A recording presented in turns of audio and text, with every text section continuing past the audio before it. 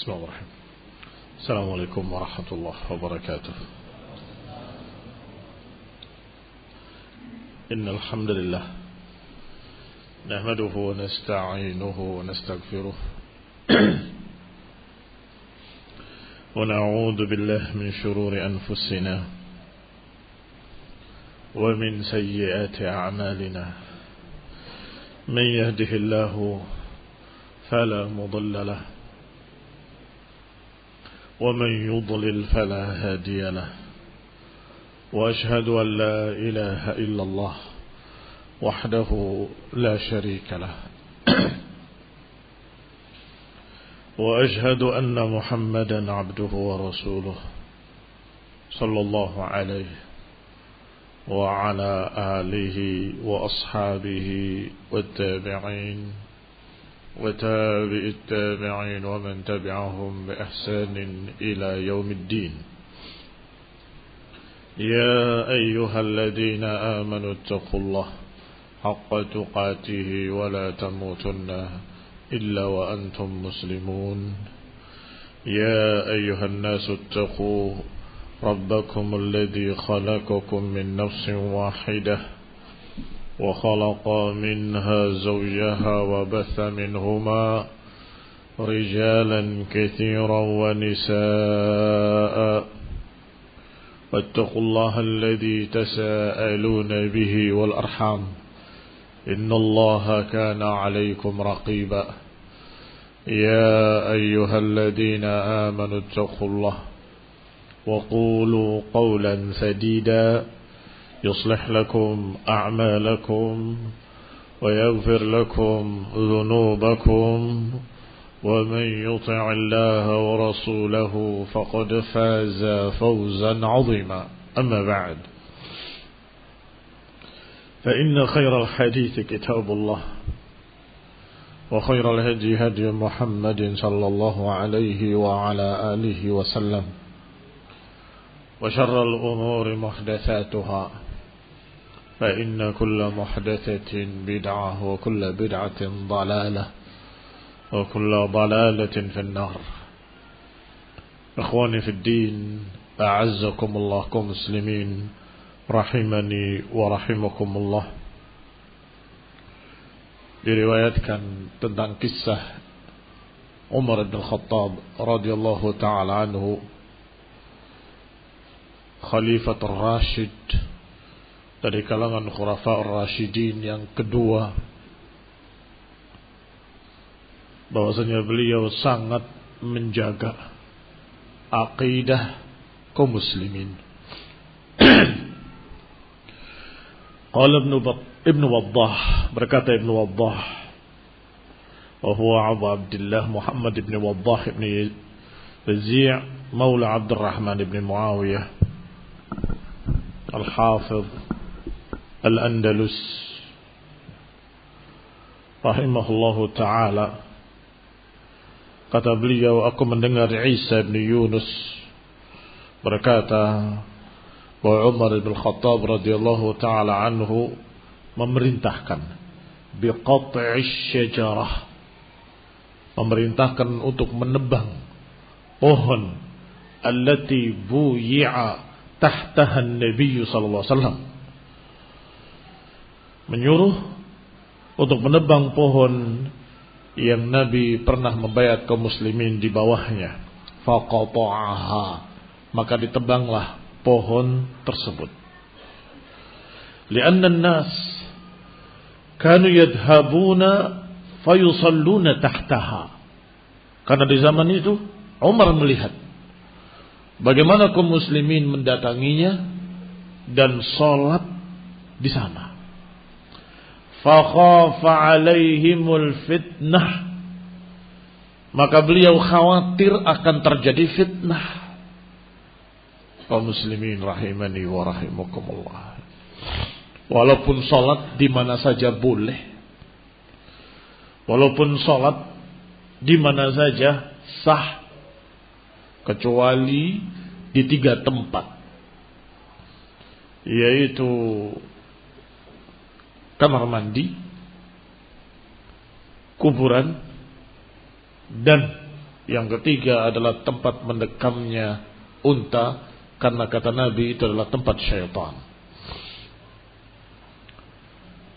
Di antara keistimewaan agama ini yang disebutkan oleh Rasulullah SAW, ju'ilat liyal ardu masjidan wa tahura.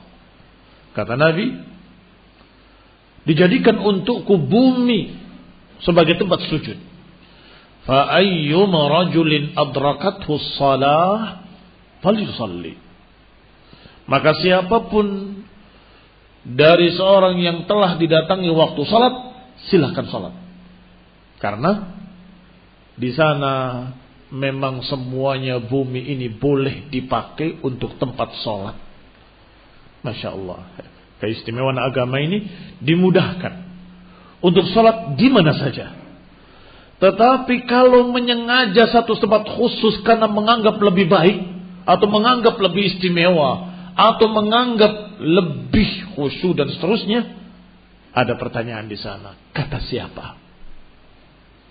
Kalau ke Masjidil Haram, ke Masjid Nabawi, atau Masjidil Aqsa, maka ada hadis khusus. La tusaddur rihal illa thalathati masajid. Tidak disunahkan untuk mengadakan perjalanan jauh, safar, untuk mendatangi satu tempat yang istimewa, kecuali 3 tempat ini. Masjidil Haram, Masjidku ini, dan Masjidil Aqsa. Kata Nabi sallallahu alaihi wa ala alihi wasallam. Artinya masjid-masjid lain sama. Masjid di Klego dengan masjid di Ampel sana di Surabaya sama, tidak beda. Masjid di Gunung Jati di Cirebon dengan masjid di sini nggak ada bedanya, sama saja. Bahkan kalau di sana adalah kuburan, maka lebih-lebih lagi, lebih jelek, bukan lebih bagus. Ikhwan fillah a'azakumullah, muslimin rahimani wa rahimakumullah. Bahkan tempat yang disucikan di dalam Al-Quran, kalau Nabi tidak menyuruhnya dan Nabi tidak menyatakan sholat di sana lebih afdal, maka tetap sama. Apa contohnya? Bukit Tur, Tur Sina. Ketika Nabi Musa dipanggil oleh Allah Subhanahu wa taala ke Bukit Tur, Allah katakan pada Musa, "Ikhla'na 'alaika innaka bil wadil muqaddas tuwa." Lepas kedua sandalmu. Sesungguhnya engkau di tempat suci Tuwa. Disebut dengan muqaddas oleh Allah Subhanahu wa taala. Tetapi ketika ada sahabat yang mendatangi Bukit Tur, kemudian kembali bertemu dengan sahabat-sahabat yang mulia, berkata, "Dari mana engkau?" "Minat Tur." Kata mereka, kata para sahabat, "Sungguh demi Allah, kalau engkau ketemu aku sebelum berangkat, engkau enggak akan jadi berangkat." Mengapa? Karena sungguhnya tidak ada sunnahnya untuk mendatangi tempat apapun kecuali 3 tempat ini. Masjidil Haram, Masjid Nabawi, dan Masjidil Aqsa. Tidak diistimewakan untuk sholat di Bukit Tur. Enggak diistimewakan untuk sholat di Gua Hira. Enggak diistimewakan untuk sholat di bawah pohon yang dulu Rasulullah SAW membayar para sahabatnya pada Bai'atul Ridwan. Enggak ada keistimewaan. Tebang, kata Umar bin Khattab, ditebang. Demikian pula diriwayatkan oleh Ma'rur ibn Suwaid, yaitu Abu Umayyah al-Asadi al-Kufi, seorang tabi'i yang thiqah, yang hidup 120 sana. Beliau berkata, "Shallaitu ma'a Umar." Karena dia tabi'i, beliau sempat menemui sahabat-sahabat kibar. Aku salat bersama Umar bin Khattab radhiyallahu taala anhu di jalan menuju Mekah. Di Madinah menuju Mekah, di jalan salat, istirahat, salat. Salat as-subhi, yaitu salat subuh. Tsumma ra'a an-nas yadhhabuna madahib. Kemudian Umar melihat manusia pergi ke satu tempat. Faqala, "Aina yadhhabu haula?" Kata Amirul Mukminin, "Kemana mereka itu? Pergi kemana mereka?" Dijawab, Ya Amirul Mu'minin, ya Amirul Mu'minin, masjidun shalla fihi an-nabiyyu fahum yusalluna fihi. Mereka pergi ke tempat, ada masjid di sana yang dulu waktu Nabi perjalanan dari Mekah ke Madinah, dari Madinah ke Mekah, beliau singgah di situ, salat di situ. Maka mereka pun salat di situ. Faqala innama halaka man kana qablakum bimithli hadza.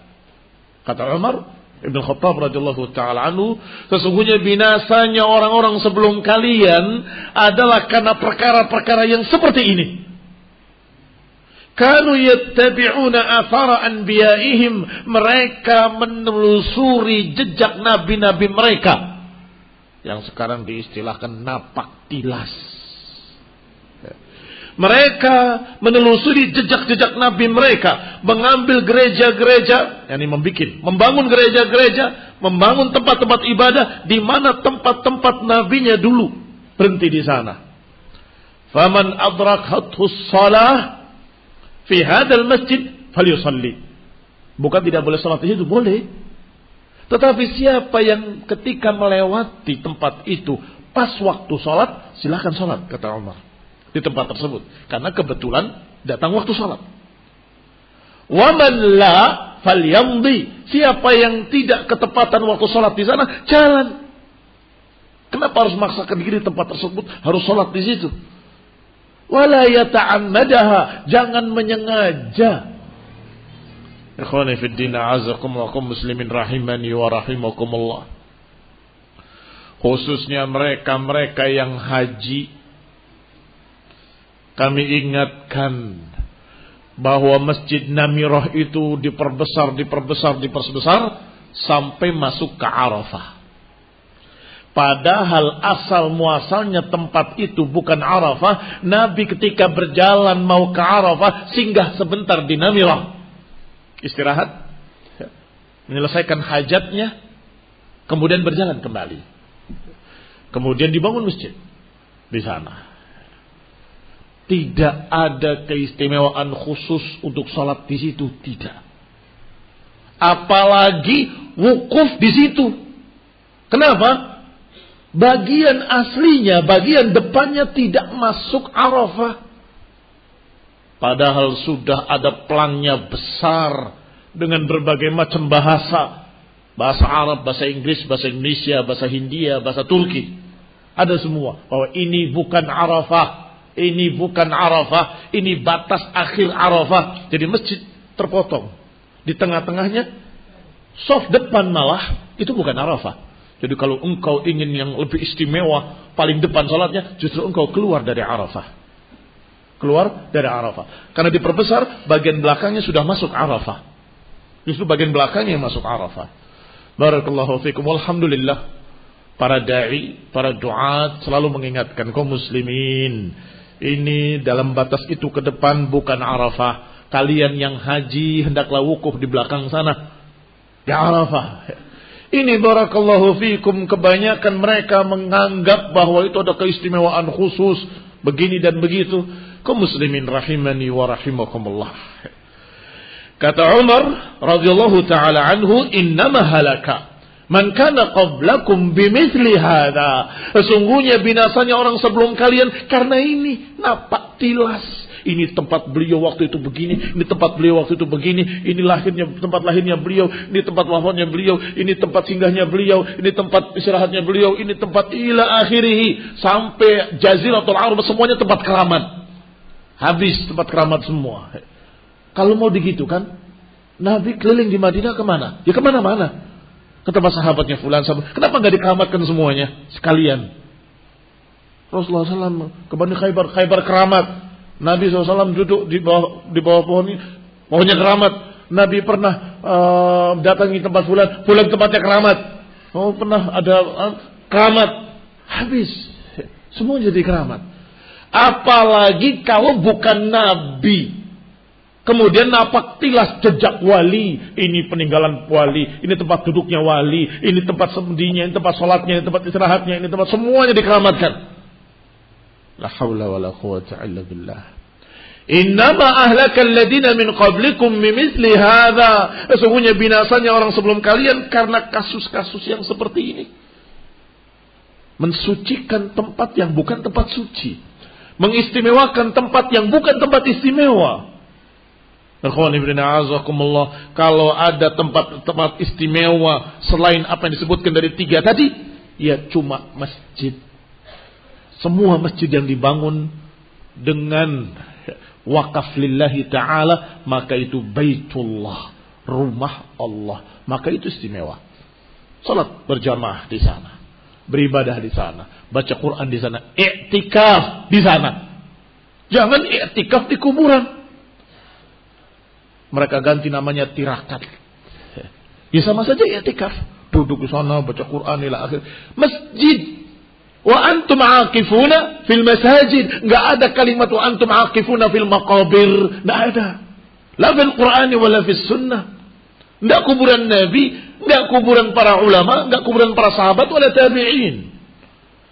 Ada kisah yang ketiga dalam Maghazi Ibn Ishaq rahimahullah, wa huwa Muhammad bin Ishaq bin Yasar al-Matlabi maulahum, dari Ziyadat Yunus ibn Bukair, dari Abi Khaldah Khalid ibn Dinar.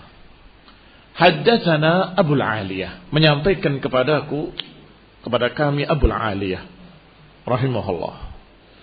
Lama fatahna Tustar, ketika kami membuka negeri Tustar.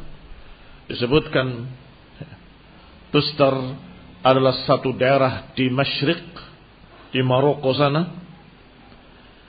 Ketika dibuka negeri itu oleh Umar bin Khattab di zaman khilafah Umar bin Khattab atau pasukannya, wajadna fi baiti malil Hurmuzan, kami dapati di tempat perbendaharaan Hurmuzan raja mereka atau julukan terhadap raja mereka, ada sariran alaihi rajulun mayyit. Di sana ada hamparan kasur, di atasnya ada jenazah mayyit, rajulun mayyit.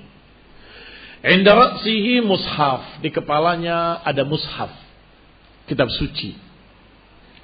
Fa akhadna al-mushaf fa hamalnahu ila Umar. Kami ambil mushaf itu, kami bawa kepada Umar ibn al-Khattab radhiyallahu taala anhu. Fada'a lahu Ka'ban, maka Umar memanggil Ka'ab, sahabat yang mulia yang mengerti bahasa-bahasa Ibrani. Fanasakhahu bil Arabiyyah, maka oleh Ka'ab disalin ke bahasa Arab. Setelah disalin ke bahasa Arab, diterjemahkan. Kata beliau, kata Abu Aliyah, ana awwalu rajulin qara'ahu minal Arab. Aku orang pertama yang membacanya dari kalangan Arab. Aku baca seperti baca Quran. Ditanya, qultu li Abi Aliyah, aku katakan kepada Abu Aliyah, ma kana fi? Yang kamu baca dalamnya apa? Isinya tentang apa? Qala siratukum wa umurakum wa luhunu kalamikum. Di dalamnya kisah tentang kalian, para sahabat, dan urusan-urusan kalian, bahkan bahasa dan ucapan-ucapan kalian dibahas di sini. Artinya kitab terdahulu yang menceritakan akan datangnya Nabi terakhir, dan diceritakan pula sahabat-sahabatnya, bagaimana sahabatnya, bagaimana khalifahnya, ada kisahnya. Wa ma huwa kainun ba'd, dan apa yang akan terjadi nanti disebutkan dalam kitab ini. Qultu fama sana'tum birrajul, aku tanyakan kepada Abu Aliyah, terus orang tadi, jenazah tadi diapakan oleh kalian? Qala hafarna lahu bin nahari 13 qabran, kami gali di siang hari 13 kuburan di 13 tempat yang berbeda, mutafarriqah. Falamma kana bil laili dafannah, di siang hari digali 13 lubang kuburan.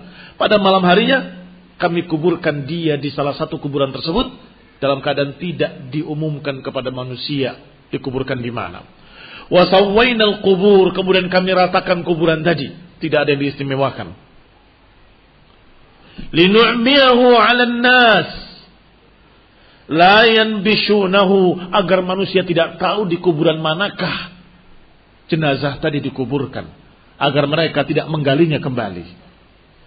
Qultu wa ma yarjuna minhu. Memang mereka berharap apa pada jenazah ini? Kok disimpan di tempat perbendaharaan mereka? Apa yang mereka harapkan dengan mayit ini? Qala kanatis samau idha hubisat anhum. Mereka kalau langit tertahan hujannya, yakni paceklik panas, barazu bisaririhi fayumtirun. Mereka keluarkan kasur tadi, yang ada jenazah tadi dikeluarkan, dan mereka meminta hujan, maka turunlah hujan. Faqultu man kuntum tadhunnuna ar-rajul. Kalian duga siapa dia? Qala rajulun yuqalu lahu Daniel. Itu adalah seseorang yang mereka juluki dengan nama Daniel. Faqultu mundu kam wajadtumuhu mat. Kami tanyakan, kapan kalian dapati jenazah ini? Qala mundu 300 sanah. Sejak 300 tahun yang lalu. Disimpan, tidak rusak sedikit pun. Qultu ma kana taghayyara minhu syai'. Dalam keadaan tidak berubah sama sekali 300 tahun. Qala la illa syu'airat fi qafahu. Tidak, enggak ada yang berubah kecuali beberapa rambut-rambut yang ada di tengkuknya karena terlalu lama tidur, ada yang rontok di belakangnya. Qala innal luhumal anbiya la tubliha al-ard. Memang jenazah para nabi tidak akan hancur. Ikhwani fillah azakumullah, kalimat memang jenazah para anbiya tidak hancur ini bukan kepastian. Kata para ulama, itu dugaan. Bisa jadi itu adalah Nabi. Wallahu ta'ala a'lam. Jangan dipastikan kemudian berkata Nabi Daniel. Artinya mungkin saja ini adalah Nabi. Karena jenazah Nabi tidak rusak, tidak hancur. Dari mulai 300 tahun yang lalu sampai hari ini tidak berubah. Sampai saat itu tidak berubah kecuali syu'airat. Tetapi lihat apa yang dilakukan oleh para sahabat. Ta'miyatu qubur. Atau ta'miyatu qabrih, dikaburkan kuburannya, disembunyikan. Siang hari digali 13 kalian, malam dalam keadaan manusia semua tidur, dikubur, kemudian ditutup semua kuburan tadi 13 tadi. Dan diratakan. Tidak tahu di mana. Ini khonibina azakullah limadha. Untuk apa mereka berbuat seperti itu? Menyamarkan kuburannya. Himayatut tauhid, menjaga tauhid mereka agar jangan ghulu, jangan berlebih-lebihan pada orang mati. Jangan berlebih-lebihan pada seorang yang sudah wafat, walaupun nabi, apalagi kalau bukan nabi, apalagi bukan orang saleh, apalagi bukan orang waras. Sahih, di Banyuwangi ada kuburan dikeramatkan. Kuburan siapa dia? Kuburan nabi? Bukan. Kuburan ulama? Bukan. Kuburan wali? Bukan. Oh mungkin kuburan orang soleh? Bukan. Kuburan orang gila. Karena ketika dia masih gila, masih hidup, ketika ditanya nomor berapa yang keluar, dia nyebut dan benar. Kata mereka, jangan-jangan ini wali, katanya. Setiap menyebut angka, keluar angkanya. Maka dikubur, dikeramatkan kuburannya. Inna lillahi wa inna ilaihi raji'un. Ada tempat lain, namanya Kiai Kuda. Ini kuburan siapa Pak? Ya kuburan kuda katanya. Lah kenapa dikeramatkan? Ini khonibina azakullah aneh. Manusia-manusia ini betul-betul seperti yang digambarkan ini bahwa fitnatul kubur, fitnah kuburan itu sudah ta'umul balwa, sudah merata di masyarakat. Kalau kita ingin mengembalikannya pada sunnah, sangat terkejutnya mereka. Kita bicara jangan dibangun saja sudah ramai. Kenapa nggak boleh dibangun? Padahal kalau mereka berpikir sehat saja, belum dalil, belum dalil. Kalau satu orang membangun kuburannya dengan istimewa dan orang kedua juga begitu, niscaya Indonesia Raya isinya kuburan semua. Iya Pak ya? Nggak cukup kuburan yang ada, nggak akan cukup. Karena dibangun semua, permanen. Bagaimana anak cucu kita? Harus diperluas. Bagaimana anak cucu kita? Harus diperluas. Maka Indonesia Raya ini isinya kuburan, negara kuburan Indonesia. Kalau mau berpikir sehat saja itu cukup. Apalagi kalau kita mau menggali dalil-dalil, tidak diajarkan yang demikian. Walhamdulillah, kubur.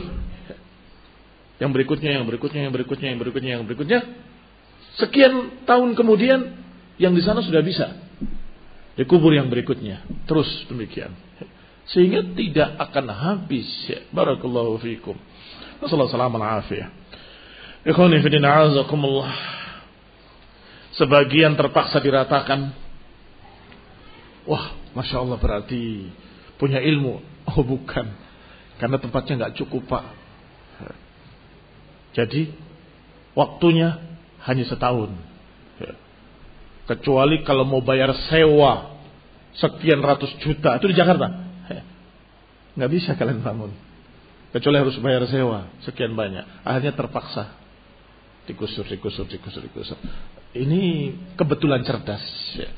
Tetapi ternyata masih belum paham tentang masalah ilmu tadi. Kalau saja niatnya karena Allah Subhanahu wa taala, tidak boleh dibangun. Aman negeri, Masya Allah. Tidak perlu ada yang seperti itu. Ikhwan ibn a'azakumullah muslimin rahimani wa rahimakumullah. Kembali kepada kitab. Qala, dikatakan oleh Ibnu Qayyim rahimahullah, fa fi hadhihi al-qissah ma fa'alahu al-muhajirun wal ansar min ta'miyati qabrih. Pada kisah ini kita lihat apa yang dilakukan oleh muhajirin dan ansar, yakni para sahabat, fi min ta'miyati qabrihi li alla yuftatan bihi. Lihat bagaimana mereka menyamarkan kuburannya dan menyembunyikannya agar manusia tidak terfitnah dengannya. Walam yubrizuhu lid-du'a indah. Tidak dikeluarkan, tidak ditampakkan. Nanti mereka akan berduyun-duyun datang, kalaupun tidak dikeluarkan dari kuburnya, mungkin mereka akan meratap di kuburannya atau tabarruk bihi, mencari berkah, ngalap berkah. Walau dhafara bihi al-mutaakhirun lajaladu alaihi bis-suyuf. Wala abaduhu min dunillah. Kalau saja didapat yang demikian oleh orang belakangan, kayaknya diperangi dengan pedang. Iya Pak ya. Kalau muhajirin dan ansor melakukannya sekarang ini di kuburan-kuburan keramat, diratakan dengan tanah, disembunyikan, tidak tahu di mana. Kuburan wali itu kemarin mana? Sudah nggak ada, hilang. Apa kira-kira? Lajaladuhum bisuyuf. Niscaya mereka akan mengangkat pedang-pedang mereka melawan muhajirin dan ansar, melawan Umar bin Khattab dan para sahabat pengikutnya, para sahabat yang lainnya. Ikhwan ibn a'azakumullah. Kenapa? Karena fitnahnya hari ini sudah semakin besar, sudah semakin dahsyat. Wala abaduhu min dunillah. Dan niscaya mereka akan sembah kuburan tadi. Kalau kuburan Daniel itu ada sekarang, dilihat oleh mereka, jenazahnya masih utuh. Ini 300 tahun yang lalu. Berarti lebih dari kuburan keramat yang ada. Sekarang ini akan lebih dahsyat lagi mereka mendatanginya. Berkata Syekhul Islam Ibnu Taimiyah, wa huwa inkarun minhum lidzalik. Dan kisah ini pun menunjukkan pengingkaran para sahabat terhadap sikap ghulu mereka kepada orang yang telah wafat, walaupun orang saleh. Faman qasada buq'atan yarjul khaira biqasdiha wa lam yustahab asy-syari' qasduha fahuwa minal munkarat. Lihat ucapan para ulama. Siapa yang menyengaja mendatangi satu tempat tertentu yang dianggap istimewa atau keramat dan mendatanginya untuk ibadah di sana padahal tidak dianjurkan dalam syariat, maka itu adalah munkar minal munkarat. Itu adalah kemunkaran-kemunkaran. Wa ba'duhu ashadda min ba'd. Sebagian lebih dahsyat dari sebagian yang lain. Yang ini cuma diistimewakan saja, mereka pengen sholat di sana. Kalau sholat di sana akan mendapatkan pahala lebih. Itu sudah munkar. Menganggap pahalanya lebih, padahal bukan Masjidil Haram, bukan Masjid Nabawi, bukan Masjidil Aqsa. Kalau kemudian sampai mengkeramatkannya, menganggap bahwa itu tempat suci, kemunkaran yang lebih besar. Kalau sampai berdoa pada si mayit, kemunkaran lebih besar lagi. Wahakadha munkarat ba'duha asyaddu min ba'd. Kemunkaran-kemunkaran yang sebagiannya lebih dahsyat dari sebagian yang lainnya. Qala sawa'un qasduha liyusalli 'indaha aw liyad'u indaha, sama saja. Apakah mendatanginya untuk salat di sana, atau untuk berdoa di sana, atau untuk yaqra indaha, atau untuk membaca Quran di sana, sama saja. Itu kemunkaran. Aw liyadhkurullah indaha, atau karena ingin berzikir pada Allah di sana. Masa zikir tidak boleh? Bukan zikirnya yang kami larang, bukan zikirnya yang kami katakan munkar, bukan. Mengistimewakan tempat tersebut adalah munkar. La dalila lahu la fil Qur'ani wa la fil sunnah. Enggak ada dalil dalam Quran, enggak ada dalil dalam sunnah, maka itu munkar. Dari mana kamu dapatkan kalau tempat itu tempat istimewa? Dari mana kamu dapatkan kalau tempat itu tempat mulia? Dari mana kamu dapatkan bahwa tempat itu lebih besar pahalanya kalau kamu beribadah di sana? Tidak ada, itu munkar. Yaqulu ma la ta'lam. Kamu berbicara apa yang kamu tidak tahu. Yaquluna ma la ya'lamun. Mereka berbicara apa yang mereka tidak punya ilmunya. Ikhwani fid din, a'azakumullah. Mereka akan berkata, bukankah ini orang soleh? Ya jelas istimewa dibandingkan dengan kuburan orang yang toleh, orang yang jelek. Ikhwani fid din, a'azakumullah. Kita akan jawab, apakah merubah hukum kalau itu kuburan? Apakah merubah nama kalau itu kuburan? Oh, ini karena istimewa jadi bukan kuburan begitu? Tidak, tetap kuburan. Kuburan setinggi-tinggi orang yang mulia, tetap itu kuburan. Maka termasuk dalam larangan Nabi, jangan jadikan kuburan sebagai tempat ibadah. La taj'alul qubur masajid. Allah Subhanahu wa taala melaknat mereka yang menjadikan kuburan sebagai tempat ibadah. Apakah ada kekhususan dari ucapan Nabi? Siapa yang menjadikan kuburan? Tapi kecuali ucap kuburan orang Nabi, kecuali kuburan keramat, kuburan orang soleh. Ada? Tidak ada. Tetap al-qubur. Fa hadithul 'am yujra 'ala 'umumihi hatta ya'ti at-takhsis. Dalil yang 'am, dalil yang umum tetap diberlakukan secara keumumannya. Kecuali kalau ada dalil yang mengkhususkan. Maka saya tanya pada kalian yang berbuat seperti itu, apakah ada dalil pengkhususannya? Kecuali kalau kuburan orang soleh. Tidak ada. Bahkan sebaliknya, Nabi berkata, jangan jadikan kuburanku, kata Nabi. Apakah ada yang lebih soleh dari Nabi? Apakah ada yang lebih mulia, lebih tinggi dari Rasulullah SAW? Tidak ada. Tetap kuburannya tidak boleh dijadikan tempat ibadah. Dan Masjid Nabawi tidak dibangun di atas kuburan. Tapi kan kuburannya masuk ke dalam karena pembesaran dan perluasan tidak sengaja masuk ke dalamnya. Dan beberapa ulama berpendapat kalau aku yang menjadi penguasa, aku akan perluas ke arah kanan sehingga tidak masuk, atau kuburan tidak masuk ke dalamnya. Maka hukumnya tetap hukum Masjid Nabawi. Dengan tidak perlu mengkhususkan ke dekat kuburan agar kita sholat persis di belakang kuburan Nabi. Tidak boleh. Bahkan shaf terdepan tetap lebih utama. Bisa ya? Hah? Belum. Tapi kembali kepada kitab. Barakallahu fikum. Dikatakan oleh Syekhul Islam rahimahullah, sama saja apakah liyusalli indaha, aw liyad'u indaha, aw liyaqra indaha, aw liyadhkurullah indaha, aw liyansuk indaha. Sama saja apakah untuk salat di sana, atau untuk berdoa di sana, atau untuk membaca Quran di sana, atau berzikir di sana, ataupun untuk manasik di sana. Manasik apa? Hah? Ikhwani fillah azakumullah, saking jauhnya mereka dari syariat Allah Subhanahu wa taala sampai mereka membuat manasik, bukan manasik haji, manasik kuburan. Pertama bajunya khusus, kemudian talbiyahnya khusus, kemudian tawaf di kuburan tersebut. Setelah tawaf ada acara doa di sana, kemudian wukuf seperti haji, ada wukufnya. Sampai selesai keluar mengucapkan selamat taqabbalallahu minna wa minkum, semoga diterima amalan kita dan kalian. Haji nanti akan dibahas insyaallah.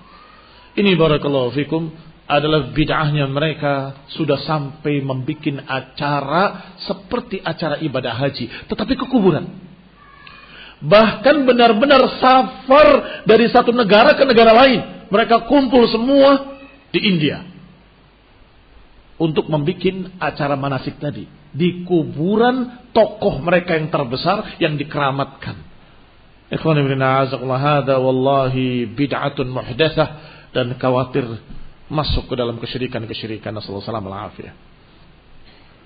Bihaitsu yakhussu tilkal buq'ah bi naw'in minal ibadah, di mana mereka mengkhususkan tempat-tempat tersebut dengan satu macam ibadah atau dengan beberapa macam ibadah yang tidak disyariatkan untuk diadakan di sana secara khusus. La naw'an wala 'ainan, tidak jenisnya, tidak juga intinya, tidak diperintahkan untuk ibadah di sana.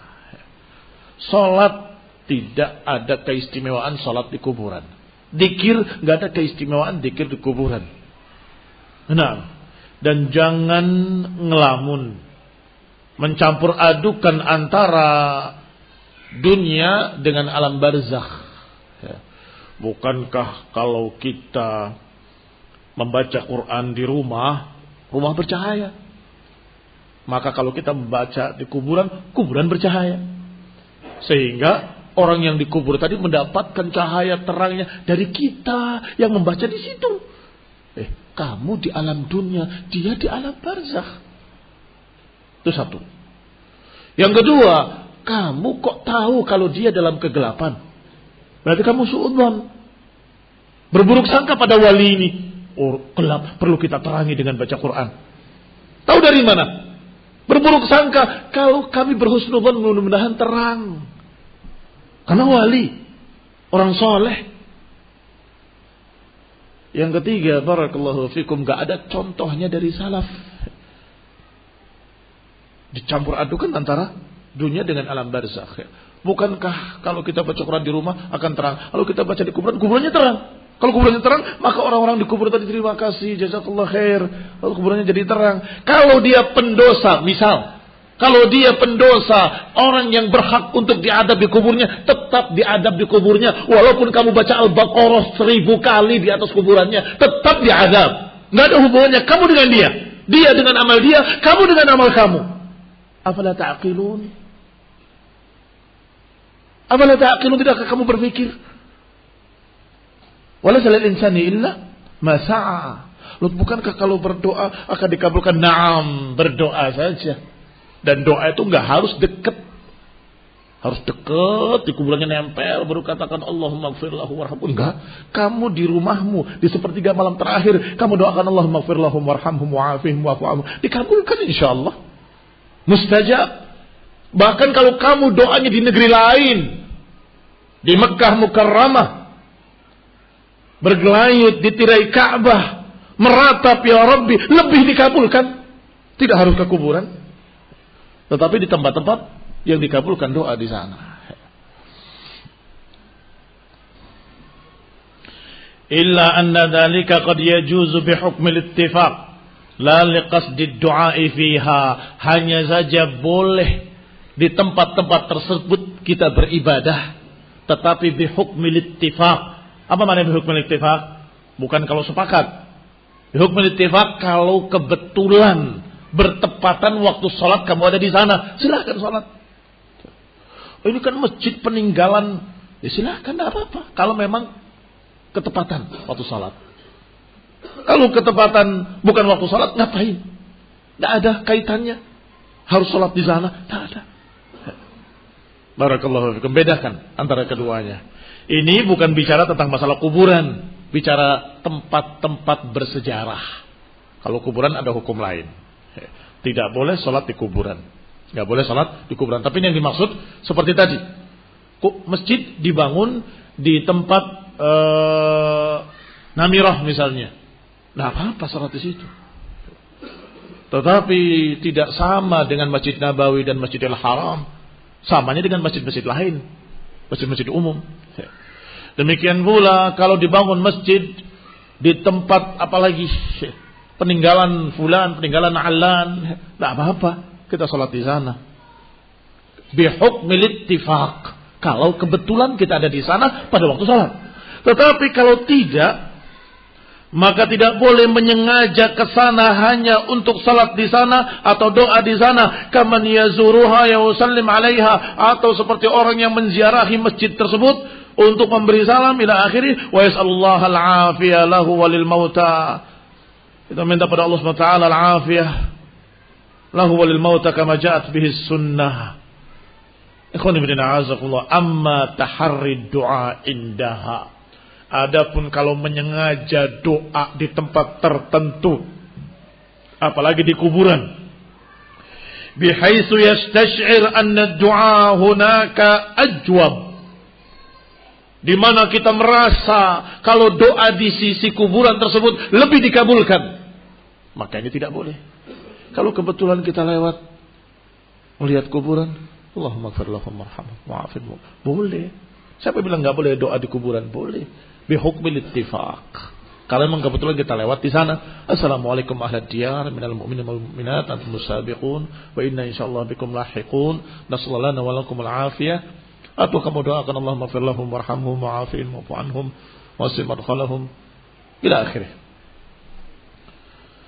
Qauluhu ishtadda ghadabullah ala qaumin ittakhadhu qubur anbiya'ihim masajid. Sangat dahsyat kemurkaan Allah terhadap satu kaum yang mengambil kuburan-kuburan nabi-nabi mereka sebagai masjid. Ucapan ini dari Nabi SAW menunjukkan haramnya membangun kuburan sebagai masjid. Dan haramnya memfungsikan kuburan seperti fungsi masjid. Berarti dua jenis menjadikan kuburan sebagai masjid. Yang pertama, membangunnya benar-benar bangunan masjid. Itu dilarang.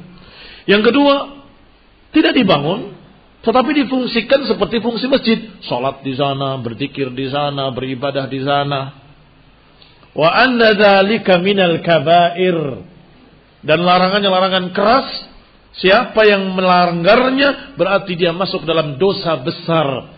Karena di antara definisi dosa besar adalah siapa-siapa atau apa-apa yang dikerjakan dari dosa-dosa yang ancamannya neraka atau laknat atau Rasulullah berlepas diri, ini dosa besar berarti. Siapa yang berbuat begini, maka neraka baginya, maka ini dosa besar. Atau la'anallah, Allah melaknat orang yang berbuat begini, itu juga dosa besar. Atau aku berlepas diri dari orang yang berbuat begini, berbuat begitu, itu juga dosa besar. Apa yang terancam dengan ancaman-ancaman khusus, dengan neraka atau dengan laknat atau dengan Rasulullah berlepas diri, maka itu adalah dosa besar. Wa fil qira lit-Tabari an ashabi Malik, dari sahabat-sahabat Imam Malik, dari Malik rahimahullah, anahu kariha an yaqul, beliau tidak suka kalau ada orang yang berkata zurtu qabran nabi, aku berziarah ke kubur nabi. Beliau enggak suka kalimat itu. Kenapa? Karena Nabi menyatakan Allahumma la taj'al qabri wasanan yu'bad. Karena Nabi berkata, jangan jadikan kuburanku sebagai berhala yang disembah. Kariha idafata hadzal lafaz ila al-qabr. Imam Malik rahimahullah berkata seperti itu karena beliau menganggap ketika kita datang ke Madinah, intinya bukan ziarah kubur tapi ziarah masjid. Agar safar tersebut karena masjid, bukan karena kuburan. La tusaddur rihal, tidak diadakan perjalanan safar illa ila thalathati masajid. Tidak diadakan perjalanan safar kecuali ketiga masjid. Sehingga ketika kita safar, naik pesawat, bayar ini, bayar itu, capek, lelah, sekian belas jam, 17 jam, untuk apa? Untuk kuburan? Bukan. Untuk menziarahi Masjid Nabawi. Karena Nabi menyatakan tidak boleh mengadakan safar kecuali ketiga masjid. Maka aku ziarah Masjid Nabawi. Setelah sampai di sana, Kamu mau menziarahi kubur Nabi, kubur sahabat, silakan. Paham ya? Maka Imam Malik menyatakan, aku tidak suka kalau ada orang yang mengatakan zurtu qabran Nabi. Aku lebih suka kalau orang mengatakan zurtu Masjid Nabawi. Aku menziarahi Masjid Nabawi. Li'alla yaqa' tashabbuh bi fi'li ulaik, agar jangan ada keserupaan dengan mereka yang mengagungkan kuburan. Safarnya, perjalanannya, mengeluarkan sekian harta, lelah 17 jam hanya untuk kuburan. Itu mereka. Yani saddan lidzari'ah, untuk menutup pintu kejelekan, maka ucapkanlah aku ziarah Masjid Nabawi. Aku ingin menziarahi Masjid Nabawi. Ikhwan ibn a'azakumullah, kaum muslimin rahimani wa rahimakumullah. Demikian dikatakan oleh beliau rahimahumullah ajma'in, karena khawatir jangan sampai kaum muslimin terjerumus ke dalam kebidahan, apalagi kesyirikan. Assalamualaikum warahmatullahi wabarakatuh. Tafadhal kalau muadzan.